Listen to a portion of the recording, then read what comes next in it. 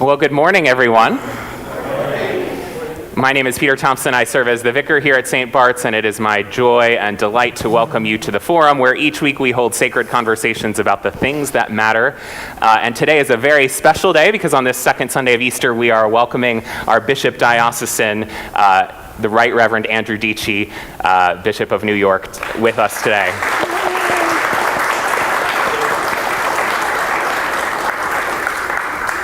And now to more fully welcome our bishop and our guest, our rector, the Right Reverend Dean Wolf. Well, he doesn't really need any introduction, but I'll give a little one here. He was formally installed as the 16th bishop of the Episcopal Diocese of New York on February 2nd, 2013. Before his election as bishop coadjutor, he served as canon for pastoral care in the Diocese of New York, responsible for the care of clergy and families. Prior to that assignment, he was, for 11 years, the rector of the Church of the Good Shepherd in West Springfield, Massachusetts. And before that, in the Diocese of Chicago. Oh, all right.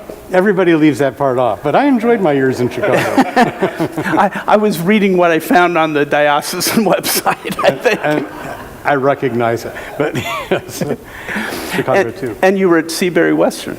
I was at Seabury Western.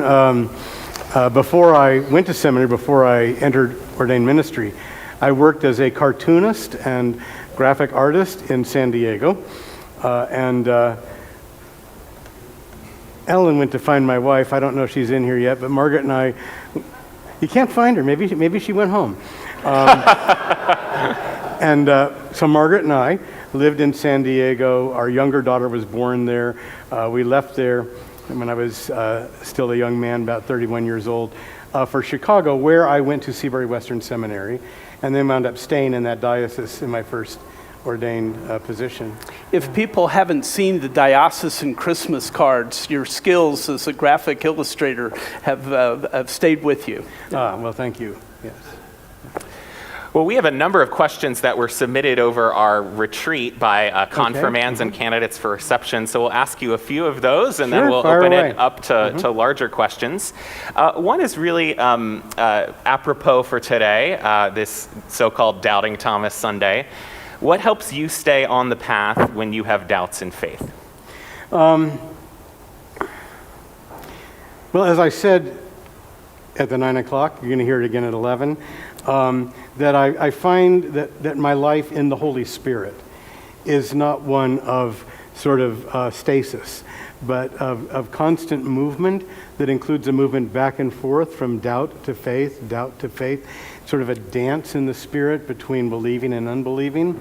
And when I come to periods where I feel a little dry and some of the teachings of the church are not speaking to me as loudly as they do at other times, I know I've been here before, and I think, well, this will pass. I will return back into a more nourishing season of my spirit in a while.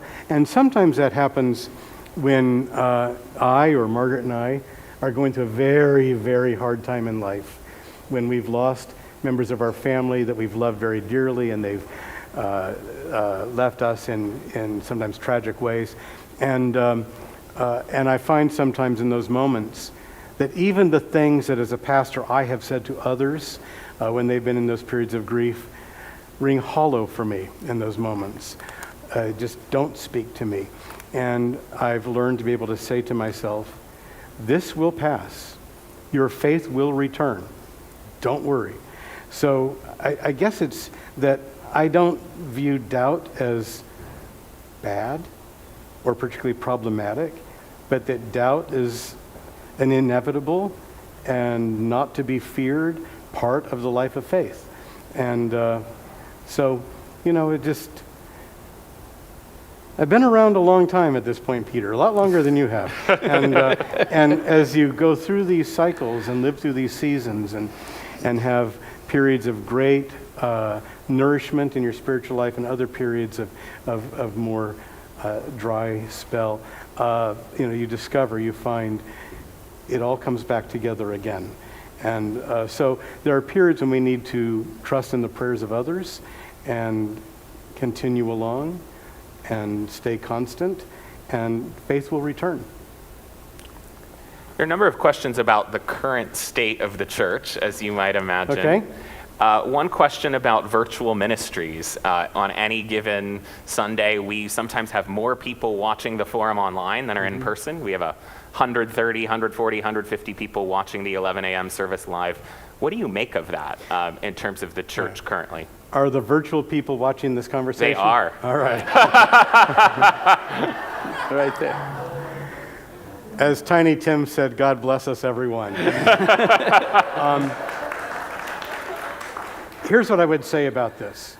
And so let me speak for a moment to those who are watching this from your living rooms.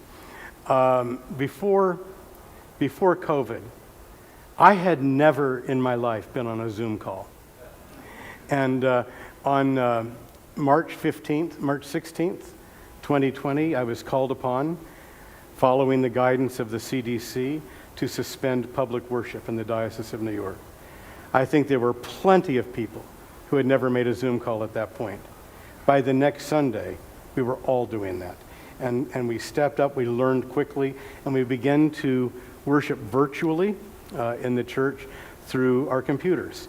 And let me say that I am not a fan of Zoom, but I am grateful for it. If we had not had the Zoom technology available to us in 2020, I don't know if the church would have survived. It would have, but we would really be picking up the pieces at this point. And instead, we found technologies that enabled us to maintain our communities in a real way when we couldn't be together physically.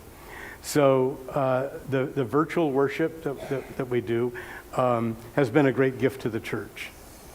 I would say that it never was meant to substitute for worship in person. I do not think that our churches should stop offering virtual worship. It has made it possible for elderly and homebound members of our congregations to participate in the life of the church every week. I remember when I was a parish priest, I'd block out a few days each month and take communion to my homebound parishioners. And that was great. We got to see each other, but I was the only one they were seeing for the most part. And now with the virtual technologies, we're able to be together as a community in a number of different places. Having said that, we need to make a very strong encouragement in the church to those who can come to church and are not, that this is where we're supposed to be. I've seen some really, really well done virtual worship. I haven't seen yours, but I suspect that the virtual worship offered by this parish is exceptional. And so the quality of the worship can still be high, but we're supposed to be together. Jesus said, I came so that all may be one, as the Father and I are one. And that means that we need to come together. So for those of you who are at home, God bless you and enjoy the worship today. And under no circumstances am I suggesting to you that you shouldn't avail yourself of the virtual opportunities in the future, but drop on in from time to time and reconnect physically in the presence of your fellow Christians here at St. Bart's. The retreat that we just had here over this past weekend brought some people who've been following us online from all over the country to the church, and that's been just an amazing experience. So you've had people from far away participating in worship virtually here at St. Bart's. I won't take the time now, but I might be interested in asking some questions about that. Remember earlier on during COVID, we had a priest in the northern part of the diocese who said that they were offering the Zoom worship services, and they had a family from, I think, Phoenix, Arizona, who had really settled in. They would come to the worship, then they would stay for Zoom coffee hour, and they'd come back to the Bible study on Wednesday, and they took out pledges to the congregation and were giving their money to the church. And they had made friends that would, connect offline, through the church, and all that was great. And I said to the priest, what are you going to do when you go back to in-person? He said, we don't know. Because they will have people who cannot come in person, but who have become significant parts of the congregation. And he said, I think we're going to have to keep these Zoom services going just for them, if no one else. Yeah. Mm-hmm. Before COVID, we said that on any given Sunday, a parishioner would be in New York, and then they may be on business traveling, right, and then maybe out at their friend's house on Long Island, and then back again. And now they can be with us, for each of those Sundays. Yeah, it's been a blessing. I think it has created some challenges for us, but overall, being able to offer virtual worship has been a blessing. As we go forward, we have to be very, very intentional about this. If we just sort of slide on through, we're going to find that some essential parts of the church have just changed around us and changed without our paying attention to it. So we just have to pay a lot of attention to what we're doing and continue to ask the same question that you just asked me. Is this working? Is this what we should be doing? How does this go? And we'll be okay. One of our favorite stories is that we got a picture of a woman watching worship in Singapore, right? Correct. Singapore. And there we can see us on the screen, and there below are the Chinese characters. So it's being translated, and we would have never even imagined that would be possible. A related question has to do with declining church attendance in person and what you make of that. What are the lessons for a parish like St. Bart's, and what should we be doing? All right, well, let me take your question about declining attendance and answer it in a couple ways. So, since COVID, most of our churches, maybe every one of them, has seen some decline in attendance at Sunday services. I will tell you, as Amos said, I'm not a prophet or a prophet's son, but I saw this coming very shortly after I suspended public worship, or immediately after I suspended public worship. If you remember, when we shut down in-person worship for 2 months, I thought, this is going to encompass Holy Week and Easter. And I began getting emails from people all over the diocese, lay people. The clergy understood what we were doing. But lay people said, Bishop, how can we go through this season? How can we go forward without the consolation and comfort of the Holy Eucharist?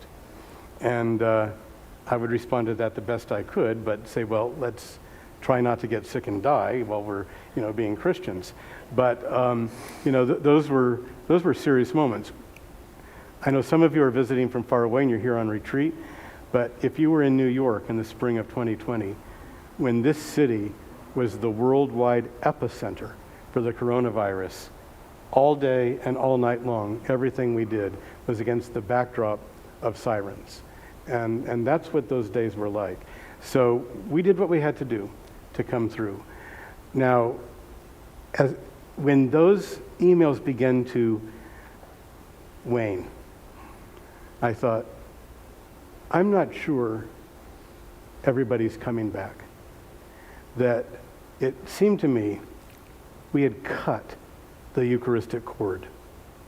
That habit of church and that regularity of the Holy Eucharist had been severed. And what that was going to mean going forward in terms of people coming to church, we couldn't yet foresee. But I thought, I'm not sure that as people get used to this, we're all coming back. Like Michael Curry and I just a month and a half ago were talking about the decline in attendance after COVID, and all the way through COVID, the irregularity of the Holy Eucharist, and so much Sunday services that were morning prayer to sustain the worship life. And Michael said, and Michael grew up an Episcopalian, so did I. I don't know how many did here where Episcopalians are not growing up. But if you're my age and you grew up in the Episcopal Church, then you remember in the 50s and the 60s, we only had communion twice a month, if that. And mostly our Sunday morning experience was choral morning prayer. And Michael said, we're going to become a morning prayer church again. I'm not sure that's happening. That might have been too strong a statement. But not everything is going to come back in the way that it was in 2019. And we have to adapt to that and make some different decisions and choices about how we worship. So what we have seen is most of our churches have had some drop-off in attendance since COVID. I suspect that a lot of that drop-off are people who used to come to church every week, and they're still coming in virtually, but we're not seeing them, so we don't know.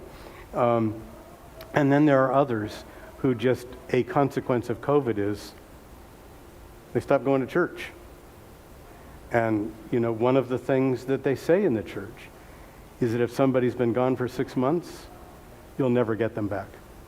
So, we are facing some challenges in this area. That's one way I want to answer your question. The other is to put it in the larger context of general decline in attendance and membership in our churches across the board. The conventional wisdom would tell you that the church is dying. The church is not dying. The church is sound, it is not broken, it is functioning.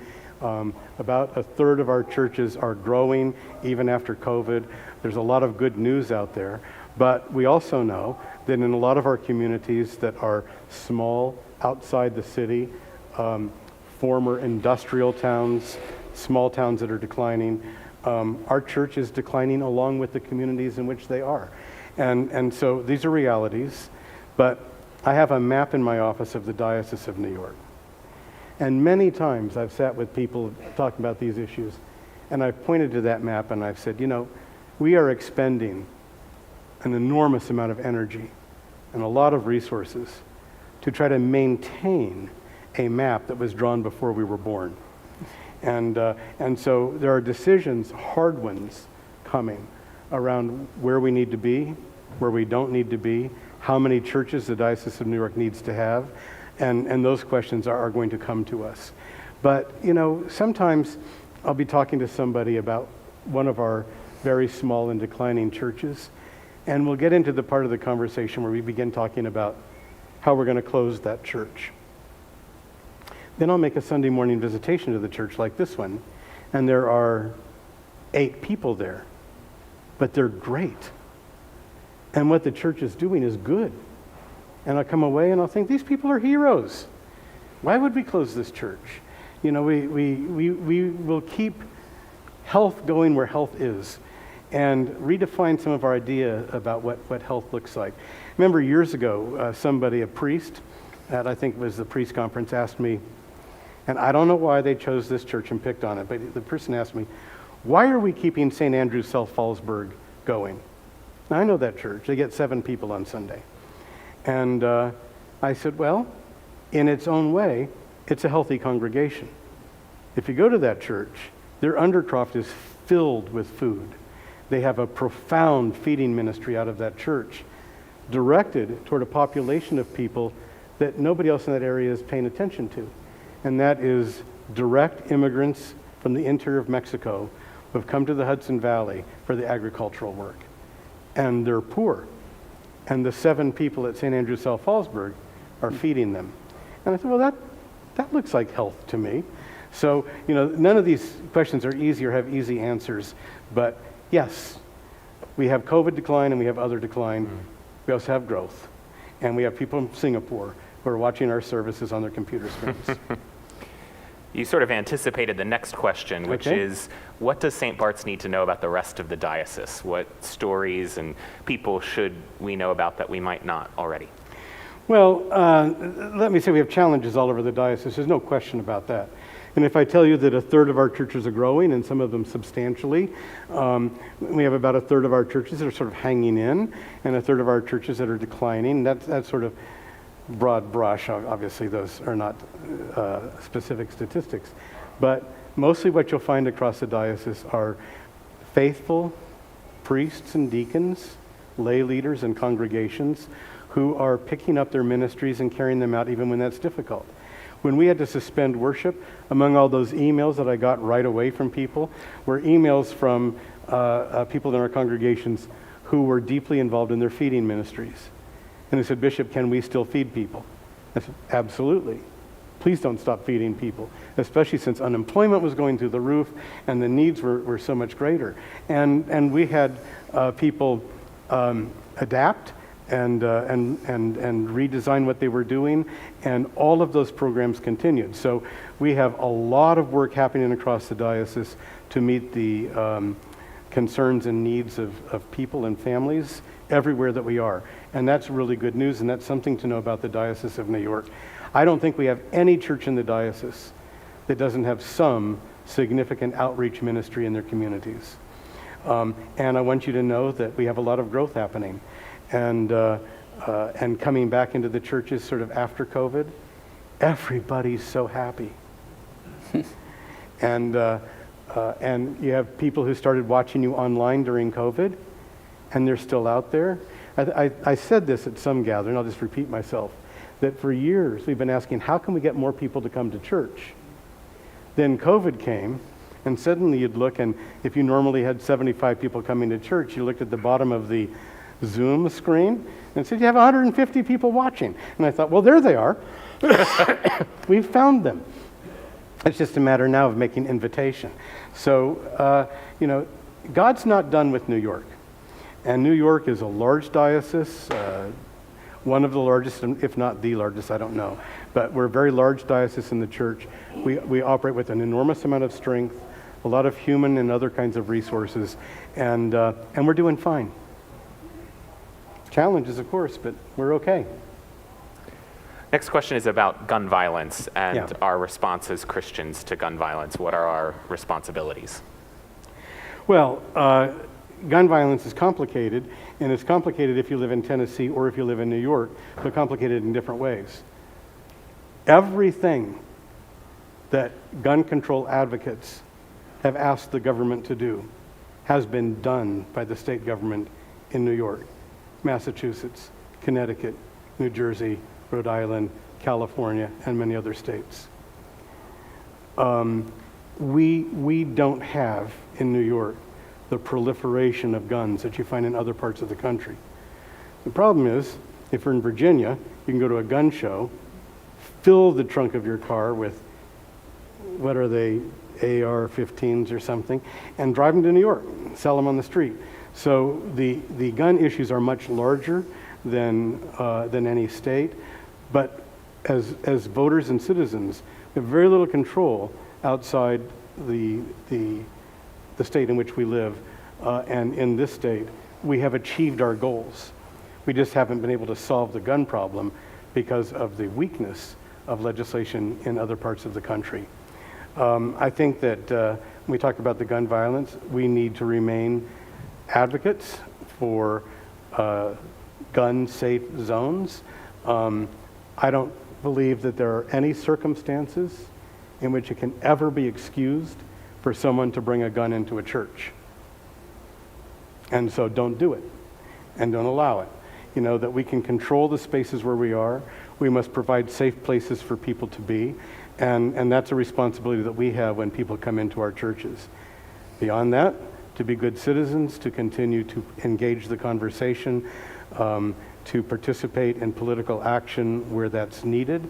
But a lot of this is out of our control. I think the place where it gets difficult for us is when we get to the question about how do we keep people safe when they come into our church.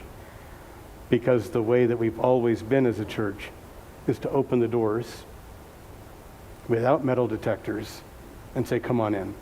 So this is a challenge for us. I don't deny that. We'll open it up for general questions in a second, and Natalie Johnson, I think, has question cards she can give you if you're here in person. You can also email your questions in to pthompson@stbarts.org or type them in the live chat on YouTube or the comments on Facebook. While we're waiting for those to come in, I wonder, since we have candidates for confirmation, reception, reaffirmation in the room, if you have any kind of general guidance or reflections for them this morning. Sure. I'll probably say some things here that I'm going to say later in church, but all right, who are you? Who in here is being confirmed? Okay, good. Being received? All right. There is one person, I think, who's reaffirming their baptismal vows. We have two. Two, okay. And there are 6 or 7 baptisms. Are any of the baptism families in here? I don't think so. Okay. So when I was a parish priest, I'll speak particularly of my time in Western Massachusetts, the bishop would come every other year to the parish. And before he would come, we would get a letter and say, Bishop Scruton will be at your parish on such and such a day next year. And then in advance of that day, I would start confirmation classes and would do that, and I enjoyed that very much. Then we'd come to the day. And on the day, we'd have the big service, polish the silver, get flowers, make it as nice as it could be, bring all the confirmands in, have a beautiful, wonderful confirmation service, and then go into the parish hall where we'd have, lunch, we'd have a food to eat. And then it would be over, and the bishop would leave. We were glad to see him come.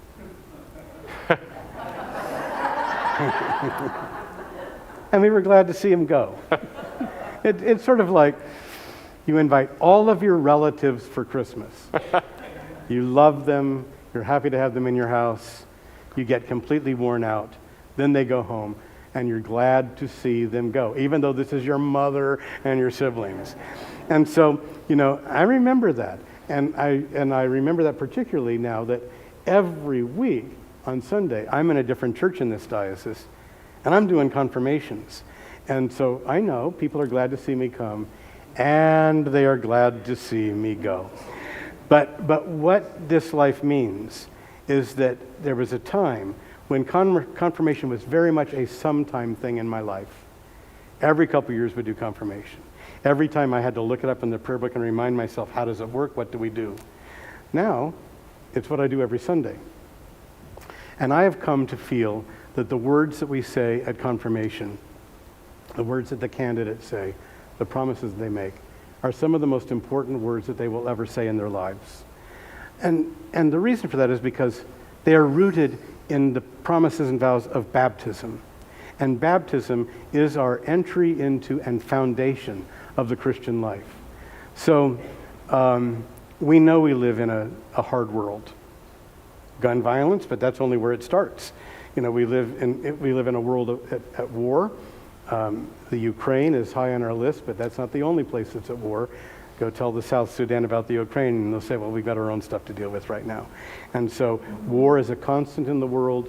The oppression of people of one color by people of another color is everywhere in the world. The brokenness in the world that we see is very, very real. And the question, what do we do about this as Christians? How do we live with this?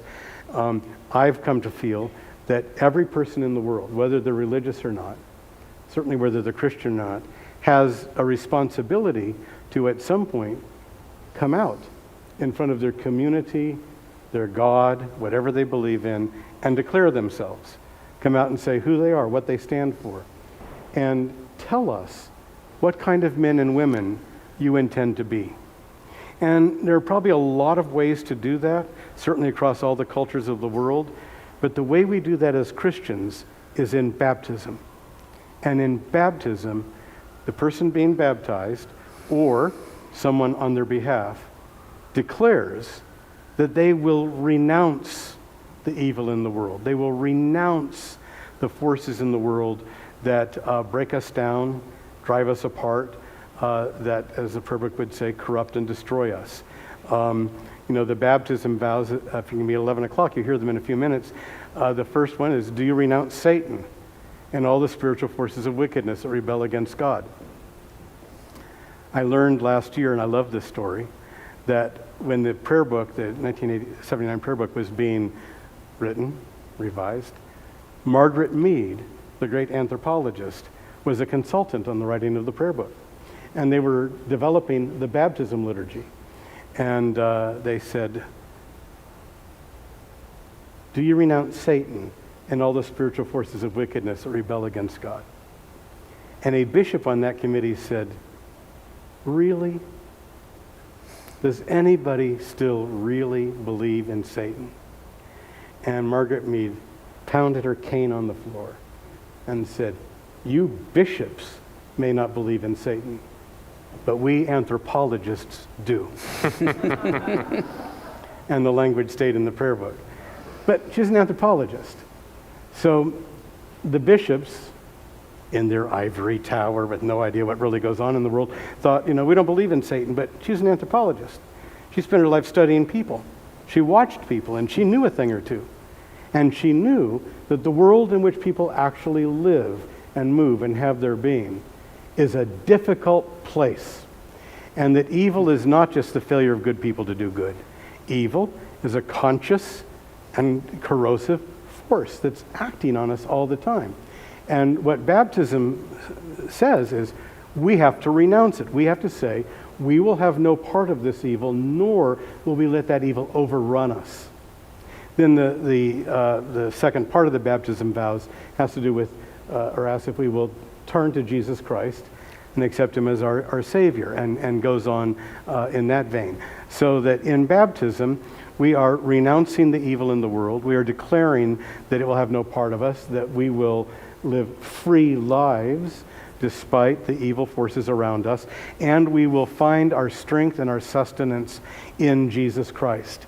So when we get into the confirmation service today, and the wonderful thing about this service is that we're going to be able to renew our baptism in confirmation, but we're also going to get to watch baptisms happen. And when we get into confirmation, as I often tell people who are about to be confirmed, I'm only going to ask you 2 questions. Do you renew your renunciation of evil? Do you reaffirm your commitment to Jesus Christ? That's it. Those 2 principles, founded in baptism, renewed in confirmation, is what we're doing. And so, for those of you who are preparing to be confirmed or received or baptized or reaffirming your baptismal vows, and for everybody here who will rehearse their own baptismal covenant, what we're about in here is developing the platform on which we can live as Christian people, bound by vows and promises made before God, to the church and to one another. We declare, this is who we are. And then we implicitly ask the church, hold me accountable. When you see me not living like that, when you see me not upholding... Just fell off a little, yeah. There you go. Mics are a constant source of stress. Yes. But, hold me accountable to the promises I make. So that's, in brief, what I would just want to say. We actually have several questions about the Eucharist. Okay. Can you offer any reflections on Episcopalians as a Eucharistic people?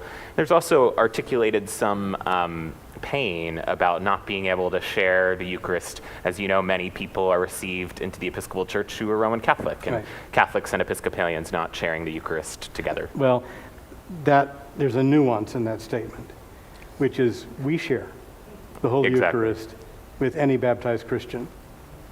Plenty of us share it beyond that too.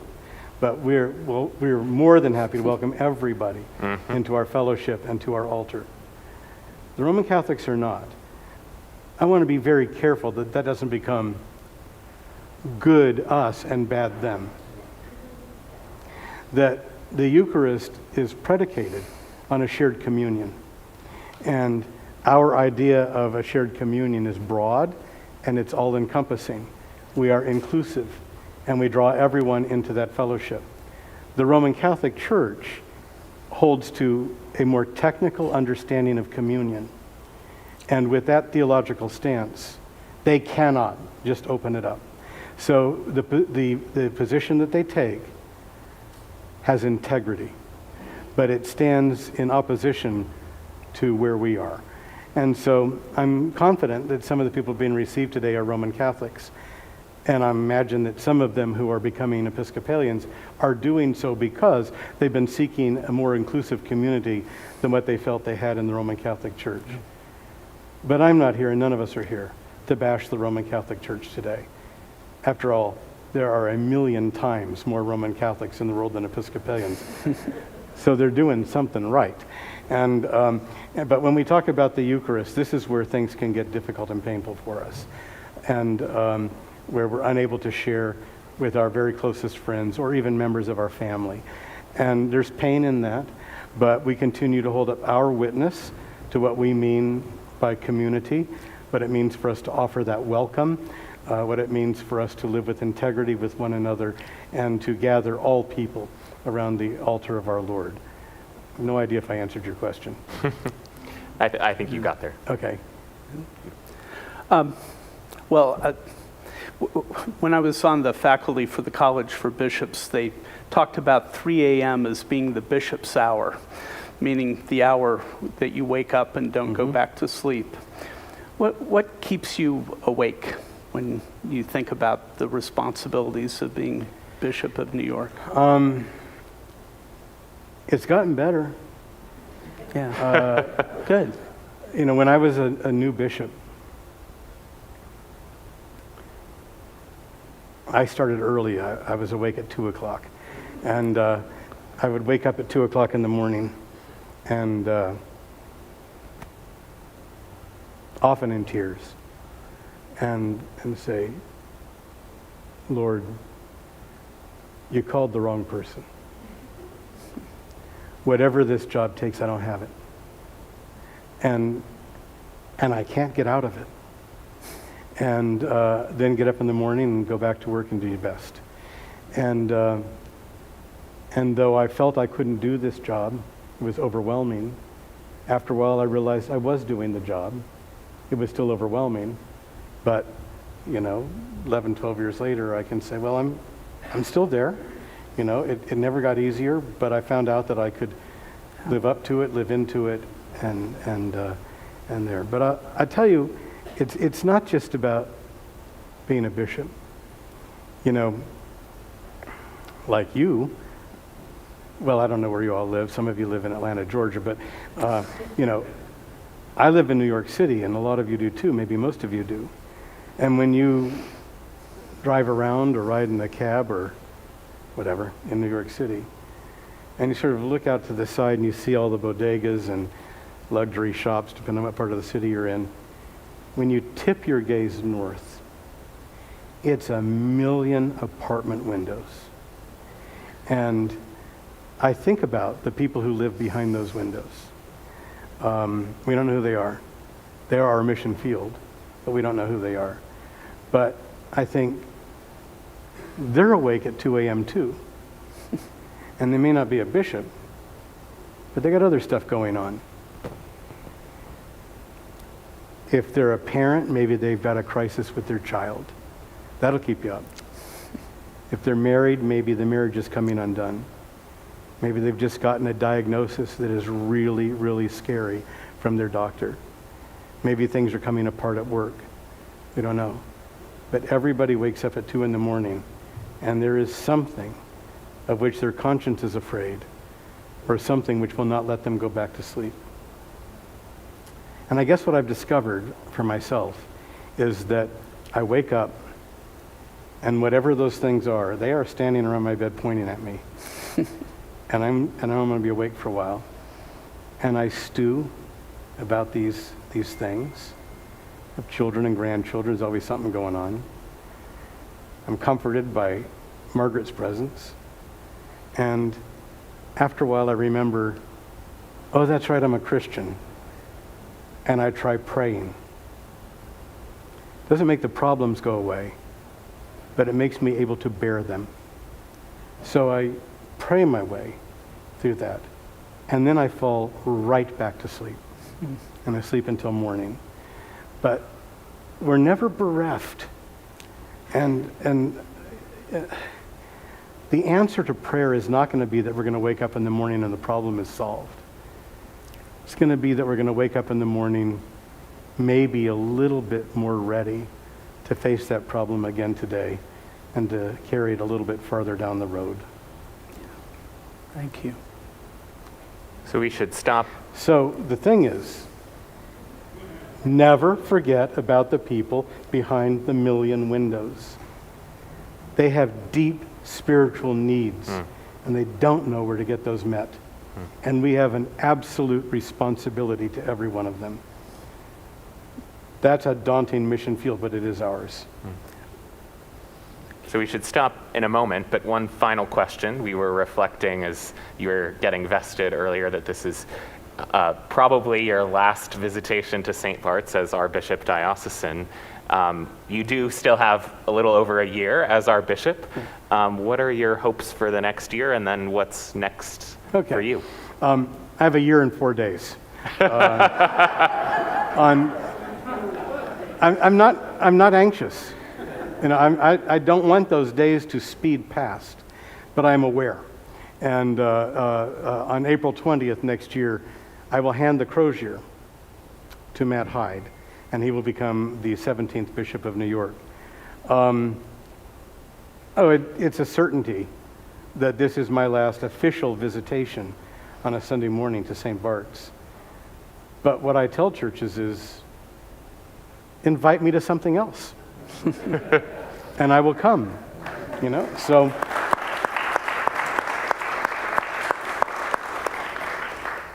it's we have almost 200 churches. They're all different. We speak 12 languages at our altars. We are urban and rural, rich and poor, large churches, small churches, and the joy of being bishop has been to be welcomed into every one of those communities over all these years.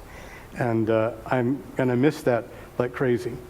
I spend almost all of my life in meetings from morning to night, and I will miss none of that. But Sunday morning rolls around. Margaret and I get up, we get in the car, we take off to one of our churches, and that's the best part of the week. It's the best thing that there is to be with the people of the diocese, the young people of the diocese, and to be all together. So what the next year looks like is I'm going to continue to make my visitations, going to continue to do my job, showing up, trying to meet the crises as they come rolling in the door, and continuing that work. I'm also going to be spending a certain amount of time, probably a fair amount of time, helping Matt Hyde to learn what this job is about and to talk to him about the challenges, how to meet them, what this is going to look like for him, because on April 21st of next year, it's going to land on him like a ton of bricks. So I want to help Matt get ready for the transition. And then Margaret and I are beginning to make decisions and to live into our own transition. We've bought a house in southern New Hampshire, about an hour from our daughter and granddaughters. And we bought it kind of early, which was good because we got a 30-year fixed mortgage at 3%. But a minute before that became impossible. But we bought the house kind of early, and that turned out also to be a good thing because I've been doing this work for a long time. And suddenly, I can see my life on the other side, and it's good. And we're getting ready to move into that house. We're happy about it, thinking about what comes next. And we've converted an empty space above the garage into art studio. And, as I said before, I was a priest, I was a cartoonist. When I retire, I'm going back to the drawing board and see what happens. Bishop Dietsche, thank you so much. My pleasure.